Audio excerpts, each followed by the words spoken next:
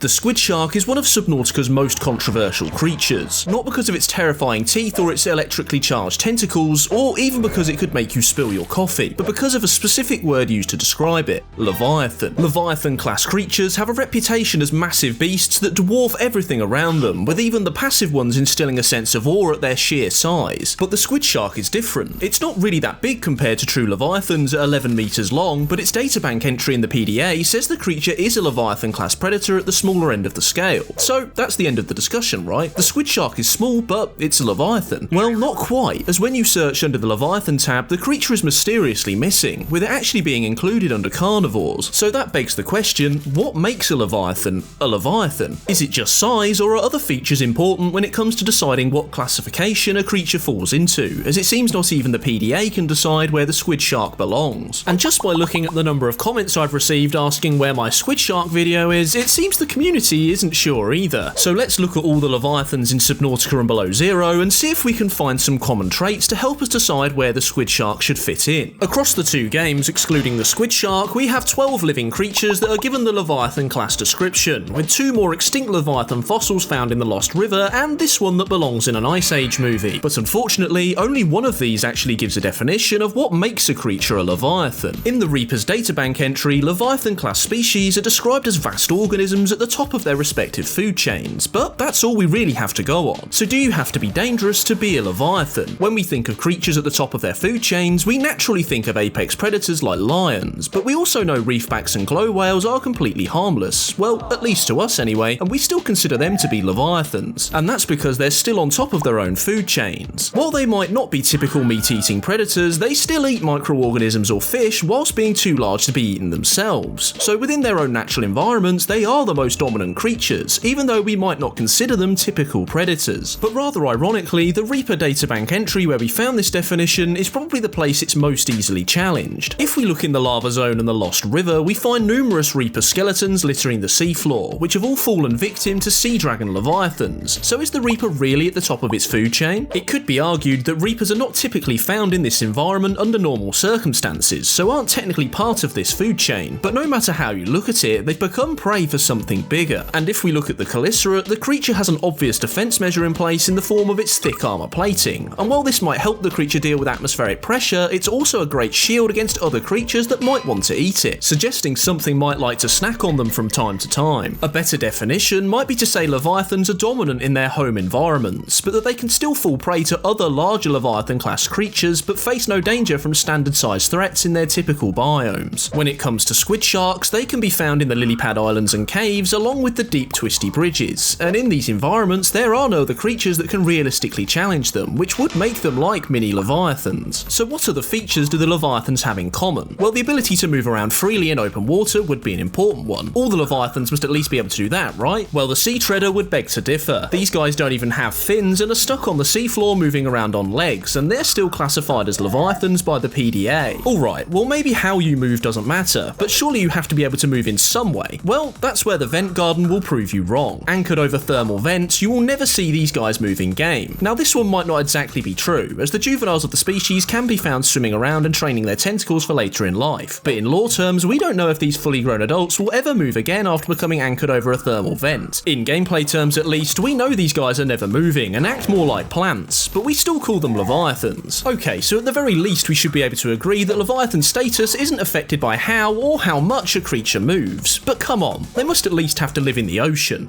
Oh god damn it, the iceworm proves that you don't even have to live in water to be a Leviathan, as although the promo art for the game shows them swimming, this isn't the case in game or in the lore. And if we include our frozen friend, you can even extend that definition to creatures that live between both the land and sea, as it's widely believed that the frozen Leviathan would hunt in the water and rest on land. In an alternate universe where this cut creature called the Kite-winged Skyray made it into the game, we could have even had a flying Leviathan, but it just wasn't meant to be. So looking at all the Leviathans across both games, the only thing we can say is that all the creatures are incredibly diverse and don't really have anything in common across the whole group. Sure, some might have similar features, but they definitely aren't uniform across the whole class. So that leads us back to the Reaper databank definition, but more specifically, 2 key words: vast organisms. The only thing these creatures share is their huge size, but how big is big enough to be considered a Leviathan class creature? Well, at the top of the range for living Leviathans, the Sea Emperor Mirror clocks in between 160 and 200 meters long, dwarfing Earth's biggest ever recorded creature, the blue whale, which are about 27 meters in length. And if we look at 45-46b's fossils, the gargantuan Leviathan skull alone is just under 100 meters long, with the whole creature thought to be between 1,100 and 1,300 meters in total. The sheer size of this creature is hard to comprehend. The world's current tallest building, the Burj Khalifa, is 828 meters tall, so even if the gargantuan Leviathan was at the smaller projected scale of 1,100 meters, you'd still need 270 meters more to visualize the creature's total size. This shows that there isn't really a cap for how big a Leviathan can be. Truth be told, these kind of creatures probably deserve a separate classification, something more akin to a Hyper-Leviathan class predator. On the other end of the scale, the smallest official Leviathan is the Sea Treader at 20 meters tall and 20 meters long, which compared to all the other creatures sounds pretty small, but it still makes them around 4 times bigger than an elephant. So how does our Squidshark compare? Well, unfortunately, not very well. The Squidshark is only 11 meters long, and while that does make it around the same size as a London double-decker bus, that still makes it around half the size of the smallest Leviathan. Even the next smallest in the glow whale is 30 meters long, which makes it 3 times the size of the Squidshark. It's hard to stress that this is also way below the average size for all known living Leviathans. If we take the average across all 12 adults, we get a number just short of 79 meters, and even excluding the outlier of the extra-large Sea Emperor, this still comes in at just shy of 70 meters overall, which is still way higher than the Squidshark. Although not explicitly stated in the PDA, Leviathans could also be classified on a weight basis, which could explain how they can range so greatly in size. Anything that surpasses a certain amount of weight could automatically be classified as a Leviathan. For example, an eel-like creature might be long and thin, but it might not be very heavy, whereas a Sea Treader might be short, but has more mass.